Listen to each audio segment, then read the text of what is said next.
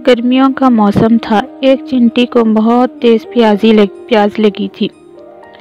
वे पानी की खोज में यहाँ वहाँ भटकने लगी। कुछ ही देर में वे एक नदी के पास पहुँच गई।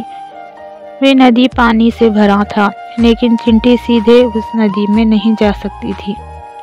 इस वजह से वे एक छोटे से पत्थर पर चढ़ गई और वहीं से झुककर नदी का पानी पीने की कोशिश करने लगी। जैसे ही चींटी पानी पीने के लिए नीचे की तरफ झुकी, वे नदी में गिर पड़ी। उसी नदी के किनारे एक पेड़ पर बैठा कबूतर ये सब देख रहा था। उसे चींटी की हालत पर दया आ गई और उस कबूतर ने चींटी को बचाने की योजना बनाई। उसने जल्दी से पेड़ की डाली से एक पत्ता तोड़कर नदी के पानी में बह रही चींटी के पास फेंक दिया।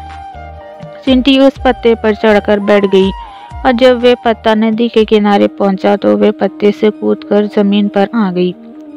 चींटी ने अपनी जान बचाने के लिए कबूतर को धन्यवाद किया और कहा और वहां से चली गई। कुछ दिनों के बाद उसी नदी के किनारे एक शिकारी आया।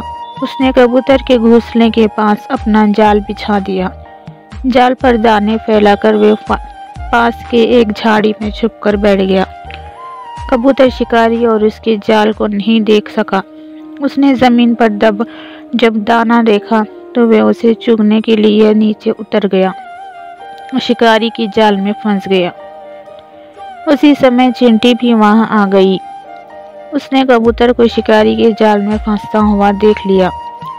बेचारा कबूतर लाख प्रयास करने के बाद भी शिकारी के जाल से नहीं निकल पाया।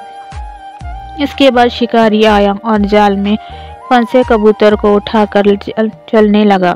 तभी चींटी ने कबूतर की जान बचाने का फैसला किया। चींटी दौड़ती हुई आई और उसने शिकारी के पैर में काटना शुरू कर दिया। चींटी के काटने का कारण शिकारी को बहुत तेज दर्द होने लगा। उसने जाल को नीचे फेंका और अपना पैर साफ करने लगा। इसी बीच मौका पाते ही कबूतर जाल से निकल गया और वे तेजी से उड़ गया। इस तरह चींटी ने कबूतर की जान बचा ली।